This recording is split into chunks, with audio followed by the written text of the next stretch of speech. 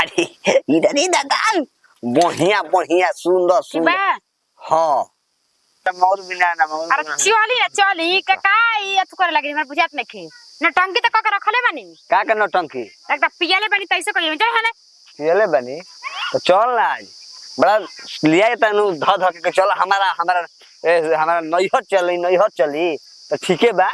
चलो तनी हम देखो तनी क्या का तोर मतारी बना बना के हमरा केरा सनी मनु ओ जिगर रहे तनी मर रही ना हमरा मन नहीं करते जिगर आवे के समझ रहू बताई हमरा के ओ जिगर कहि के मारे तू हमरा के करेजी पथली बनावा तू बना मुर्गा मछली बनावे हमरा इज्जत नहीं जो ना हमरा जो का है मैं हम जातनी मार भात खाएगा ससुरारी में मार भात खाया तनी घर ना मार भात दोनों टाइम कुछ बनवा के खियाम नहीं के कत किलो के दोनों टाइम के कहला मारे का कहला दोनों टाइम रे दाल भात नहीं खा सको ना खाई दाल भात हम हमारा चाही कम से कम मुर्गा के करेजी या पथरी खसी बनी तो खसी के चूस्ता आ भेड़ा बनी तो भेड़ा के लेड़ा हां अब बात कहता नहीं और सामान बना रही तुम कहां से के ना रही तो काहे का तब ना दिए सन करेजी पथरी तुम का करम के ना दी तो ना भैया रे ले जाता कोई माने कैसे हो लगी ना मान लगी मुर्गा कटाई तो मुर्गा के गोड़ खबे करला गोड़ को जरूर आवेला मुर्गा के का खाई दो बता हमरा के रबो नखियाई मत समझ के नहीं रहुआ हां अब ये जैसे लौट जाई हम के लौट जो हम चले तनी है जो लौट जो हां इतना मजे हो जाए भलका माओगे गई लागत है कि फ्री में तार मातारी हमें खिया होता है इतना छोड़ले बनी जा जाते 1.5 लाख कह के 1,25,000 दे रही गिला तिलक अरे लाजो नहीं खेला था बिट्टियो तो देले बिया कौन है बिट्टियो देले बिया हे उदगा पुटखान मत करी चली चुपचाप बेटिया देले बेका हमरा के 4 टाइम मालिश करती है का ना कि एक दिन मालिश ना करम त धके मारे पिटी ना तो मतरिया जाली ही तहर माई जाली है तोर मतलब बाबू जालू तार जाल बाबू जालू तहर माई जालू तार बहिन जालू जा कदम ही कदम कुछ नु तब हां कह हम सुने वाला बानी कह चल चल ससुराल जात रे तोर मतरी है कि फतिंगन के जाके मड़ई में जांग में सभा उतर है हैं का कहैला तहार माई क्या करेले तहार माई हमार सती सावित्री ही सती सावित्री बड़ा निमने बाड़ी भाई बड़ी चना के जा कह अरे वो आम का गिरल बारे देख पिदा के किसन भाई मामा अरे चलो ना एक बिस्ता ने आता नहीं बदमाश बड़सन लइका एकदम डाह के रखले बड़सन कोनो सामान अस्थिर नहीं खसन रहे मैं वो के फेंक ए वीरेंद्र गो बाड़ू बताओ हम बरस खोजे तनी काजी आइल बड़ी हऊ के समूह वाली मैडम जी अब उनकर तो रोज हाजिरी लगावत रहतड़ी का बड़ी नकला कइले बड़ी हो हां हमरा मन करता अब निकले के जान जाई समूह में से न मत निकला देख तड़ू एक से एक योजना चलत है कुछ ई तो बात सही है बा ये तो ठीक न बा बाकी मन पिट पिटा देल बैसन जी केहू दे त केहू नहीं के देत पैसा सब ओइ में पिसा तते ना देखो त अब हमरा कंसले में तो तू किस्त निकाल किस्त बताओ हम काहे खातिर किस्त निकाली जब हमरा कोनो काम है न एकदम किस्त निकाल के का करो ना मत निकालो निकाले के बता आदमी गई फसली चाहे खेती बाड़ी करी कोनो बिजनेस करी तब लेके खाए खाती हम कहानी कनी मैडम जी रुक जाई और रोपनिया लागी नु तो वो घर ले हम ले हम ठीक नु अब तो कहते ना निकाल वो घर निकाल ले वो निकाल देवे के कहतई जान तड़ू काहे कहते तो तू टाइम से पैसा भर लिए के चल उहे न क्रेडिट बनल बा तो ई कोनो बात भइल आ रोज बोलावत मीटिंग में मन अनसा जाता अपन काम धंधा आदमी छोड़ के जात जबे मन तबे जी एगो टाइम टेबल होला त एगो तारा तो पैसा उनका मिली उनका तो महीना मिलता हमनी के महीना मिलता तो अपन काम छोड़ के रोज जाई जाए दी वाला के बिया बेचारी तब नु कमातिया उतना पढ़ल लिखल बाइसन तब नु अरे खेलावड़िया हम अपना पतो है के कहानी ना हो अपना पतो है के कहानी ना जी आंगनबाड़ी के निकले वाला बा बहाली बारवा दी पतो है के अपन उतना नहीं खेन पढ़ल ना अब तक पढ़ल है 10वीं तक नु पढ़ल है पागल है का जी चाची जी तो 10वीं के नु मांगता आंगनबाड़ी में ये तो मुखिया के गोल ना रही हम गोई रही जा तो मुखिया जी कहतन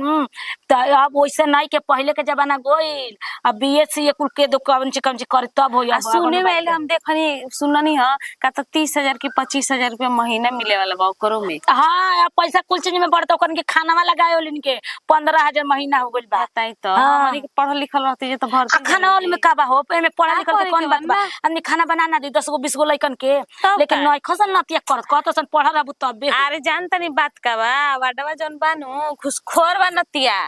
रो देखा देम न भाई एगो बात कही देखिए जब के अइहन जनु वोट मांगे ना कन कटई हाड़ी चलाइनी तो फिर से बात का हम देम ना कोई के वोट भले हम नागरिक में नाम रही काहे न तो रहो जनलू हाँ जी त एगो रौरा ना देला से कुछ होखे वाला बा ई बताई हाँ जब इहो बात सही ठीक गो है दी है एगो ना दी त का होखे वाला बा चटुआ बसन पैसा ले लेके हाँ, चाट लिया चाट लिया सन। हमनी के तमा जे हमनी के दुश्मनियो बना दुश्मनी बन इहो तो बतिया सही है कहत जैसे चलत वैसे चले हाँ, देखी जानिए। 10 आदमी एक मत ना होला नु तले कोनो काम बढ़िया अरे ना होला हमनी के टोला महला के निमन आदमी नहीं खन ई हाँ, जनल ये तब मेन का। बतिया बा हां ये कोने त का करतन जातनी समूह में चल चली। तो चलम ना अरे बाक मन हमर का पड़ा फीचे के बाजी लादी पर गोतले बनी मैं लई चल आया तो फीचिया चला ना चला तनी समझ लिहल जा कैसे का चल। कहते मैडम जी चल। चल हेलो हाँ गोड़ लगता जी सब ठीक है बा अपने बताई ना ऐसे बैठा रहनी है का करे के बाटे जनता ही बने की खाना दाना बनल आदमी आराम से चुपचाप बैठा रहना ए दादा हो का गिरल हो दादा अमारे अन्ना जी नहीं खसन गइल बन सब पढ़े ओने आउ कहाँ जी है सब हाँ ना ऐसे बैठा रहने का करे चलिए ठीक कहा भाजी का जी क्या भैया का है हाँ बाप रे बाप काटा काट देंगे और कहता हूँ हाँ इन्हें तो काट दे लगा दे कोई देखा हमारा मऊ पीछा रहता अच्छा है ना वो में के ना हनी ठीक बाटे हैं? पहले से सुधार गइल बनी के यार भैया कैसे तू कहेलू कैसे कहेलू हो कैथी कॉलोनी तब जी बेटा हुआ चलो घुमा ले तारा के गाँव में तारा काहे खातिर हमरा गांव में घुमावे जाए का है मन ये करत गर्मी के छुट्टी में सब कोई आवेला एने ओने तू चला घूम ल कहिया ई गर्मी काहे के खातिर छुट्टी में। हम ना ना ना ना हाँ हमरा कहीं नहीं के जाए के हमार घर दुआर इहे बा जिंदगी भर हमरा यहीं रहे के बाटे नैहर में का हटे जी ई तो बात तारा आए में- बनला पर सब बा बिगड़ला पर केहू ना आए आज हमार शरीर बढ़िया स्वस्थ बा तो सबे कोई पूछियन सा ना तो नहीं बैले बा हो बैले तो तार संस्कार बढ़ुए तो समझ जा जहाँ आगलू बियाह शादी हो गइल ससुरा में तार ना माने लू इहो सब के हई देख हई के बोले बा हो हां देखो का एके बा कैसे बुआ गुल बा करैली आई भिंडी मार बेटा हुआ एकदम में बियाह कोइला बिना ना एकदम एथी होखले देखो। जाता रह देखो मैंने ठीक बियाह नो। बियाह बिना है हाँ तब का उ खमजल बड़ा बियाह कइले गजब बिना हाल बा तोहरो हैं? सितारा वाला साड़ी पहनाता हुआ है तो सितारा ना पहनता काची तो गर्मी में सितारा वाला पहना जाला सादा साड़ी पहना जाला तो पिन लगैले बा। सादे न हट आई हैं? राम मामा ये तो लागत है कि मेहंगा शादी बियाह होई तो मेरा को लौटे रखी हां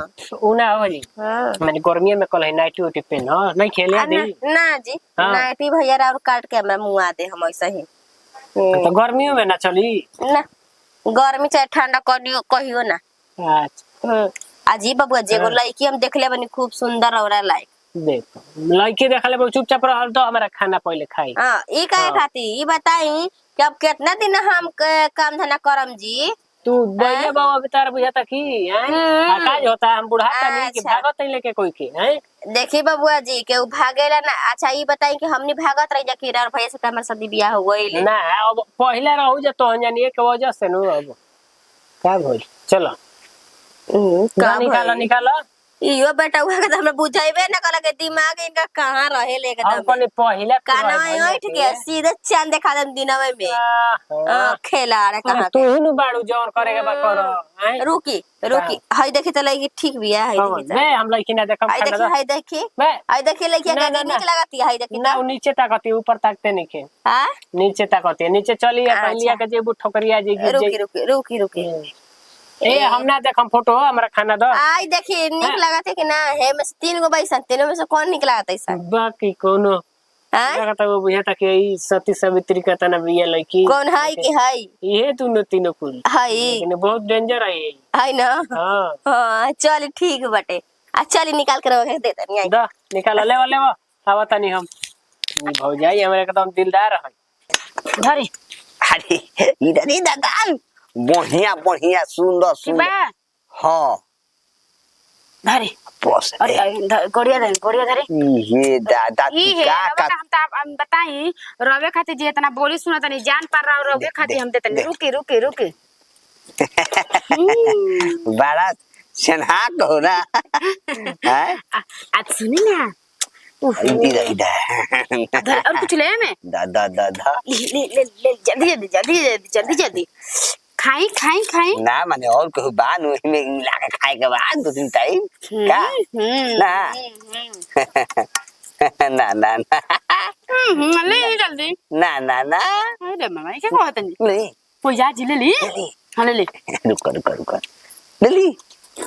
अरे जा ले ली ले ली अरे ले ले हो कौन हो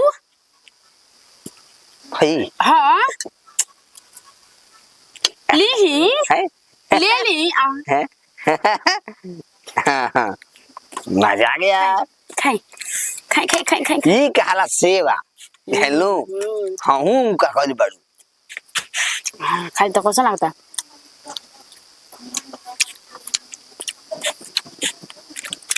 कुछ भी कहे निमन तो लागो तक एक पीस लगा था नू खाई जल्दी खा के ना जाके घर में बैठ जाए आई बबुआ कोई ना जाने ना हाँ। खैले हम खैली रबो चलते हम खा तन देख ली तो हम ना खैती आ बोला आहो कि जी बिटिया ई बताव कि औते के साथ कब आइलू हो भौजी तन के देरिए भइल अभी ये नहीं हां है ना काहे घरवा से बाहरवा रहनी ही का आ भौजी को जाने जे कोई ना रहुए तो यहाँ के भूख लागल त कारण नहीं है तो कहतन कि चलो तू ना के बतावले हम ना खाब तो कने रुकी खा ली प्रणाम अच्छा ना ए पाहुन जी तू थरिया पलट लेही ना तब कह पड़ाम ठीक नु ई छुदुरपन रवा सब के ना छूटी जी हां आ कैसा जान जाना कि हमरा का मुर्गा बनल बाटे आगे लगा जहिया मुर्गा बन जाई जहिया एकदम घर में का जाने ने बिलाई है सब बिलपन बिलार है सब पत्ते ना चले लायक एकदम में हैं ए मैं कोसर बात करते हैं महाराज का कैसे बात करत महाराज कारण का कारण भाल में एकदम में अब बनी का पीसा बना के ले बानुन जा एगो चुप लेक पीसावा गोड़िया पथरिया गर्दनिया लो हैं रख दी जी रख दी काय अब रख के घंटा करबा से ओकरा हो नो हो सब नो हैं महाराज कहीं के बनलो तो हम अरे और बेटी दामाद ले बची तब न के उखाई बोला कि मैं हैं प्रणाम मामी जी ते तो आले ओने से दम उखाइले खाइले माई बाबू के पूछते नहीं किस भौजाई भाई भौजाई के पूछ आते ते खाते बड़े ना पहले चभाका मार ली हन जा के लगा हमू चगनी हां अब बैठ गई नहीं हां बेटवा से कहनी तो कह मैं जानता रे खाना तो इनके दवाई खाई के रहे बहुत जोर से भूख लग रहे तो कहते हम खाए दवाई खाने ला मुर्गा मछली खा के चाची बना ले खा के दवाई खा जाला तोरा के ये कुल रहनी पे कोई बोल देवेला तो कहले तो लुतुर छुतुर नियन बनले सन पाउनो दम छछड़ानी आ तू छछड़ ए महाराज काय सर बात करता नहीं हम ना खाए चुप रही। चल चल का चल कोई नहीं कर कर बनावत दी दमाद नहीं रहला लु चल फंगनिया ना करेला बुझाई ल खाई चुपचाप खाई चुपचाप तो बताओ रे मैया के भूख लागत ना खेन को जब तू कर लगे जति आइल तो पहले पानी आ मीठा तो पिएला रे गाय दूध वाला तर पतो है तो सनी खाए लगो तर पतो नहीं माने पैसा ना कोई ने गोरा है तो कोई सुनते नहीं खाता हम यहां के खाई दे लगनी हां काहे गोहर आइले तो हम अपना घर में ना सुनाई रही तो हमरा ना सुनाई रे बही रही हां खुशबू ठीक नो आई हो रहता है रवा कस जनता नहीं जे खुशबू अच्छी लगा माई को आत रही के आवे वाली बिया बुचिया हमार सही सही नहीं इनका के देखे खाती कि ढेर दिन हो गल देखाला आई होटल पे खा तोड़ी पानी पतर पियत है पानी पतर जब अपने आदमी निमन नहीं खे तो दोसर का करी मजे नु ली ए भौजी तू ही बतावा हो भौजी और तो दामाद के होइसे खियावल जाला भुइया बैठा देखला भौजी देखला छोछ बेहर दामाद रहे देखला हो भौजी अच्छा बेहर एगो हमनी के सवाल हो चल तो दामाद तो का करी हमनी के जानते नहीं कि जका जने कब आके मुर्गा भात खाता हो दूर में इहो खातिया वो खाता हां जी बहन जी इज्जत वाला आदमी तो मुर्गा मछली खाए के तुम बोल महाराज गजब बात करता नहीं जाला त खाए के तरीका होला काहे आदमी ना रहो भछला कुल भछला पाहुन नियन बानी पाहुन जैसन खाला बैठ के पीड़ा हम हटावा ना तू वो लाल जाई कुल जुट कट कर दे सब पावना दी पावना मा के बे बापू बा हां उठ जा तो हनी बक चल आई हो रमा ससुर ऐसे ही करथे टाकी मुंह पर चलो हम बने चला कनी भी ले साफ लांगा चला मटी बासन मर आहो तू तारा खइले खाती हाथ में काम कर हाँ देखा तारू ना भौजी तू ही बता हम तारा घर चल जाइम अभी चल जाइम तो हम मर्द के खाना ना देबू हमरा के ना देबू हां अब ना कोई पूछी त काट के खइबे न खाइबे नु करम तो भौजी मेरा कोई नहीं वाली पूछा बोलनी है कहू माटिया सुत गुला सब कोई तो हम अपन मर्द के काट के खाना देवे लगे हां महंगे रहनी और कुछ में पीछे रहने लगे भौजी सांझे का बने वो माई मियां के लेके का बनाई सोच रहे मैंने कटहल लिया के देले बने ओकर सब्जी और रोटी बनाई आइबू कहो का कहती भौजी का काजी? खाइत बा कटहल के सब्जी रोटी बे ई क्या है के बनवा तू बनवाई अंडा चला मछली खाइब हां चला मछली बनाई ठीक बा बना भौजी बना ठीक बा बड़ी भाग से न लेके आओ देखे तो कोई भौजी कितना निमर बड़ी आगो हमने के भौजी बड़ी मुंह एकदम से फुलाइले रहली सोच ली रहूगा अभी हम रुक जाबी खा ले तब देखिए तांडव को करता नहीं हम तब देखिए खाली पहले खाली तबे करम अभी मत करी तनिको में तनिको चितबा रे हैं एको मछली डल बे मैं मुझे नहीं खावत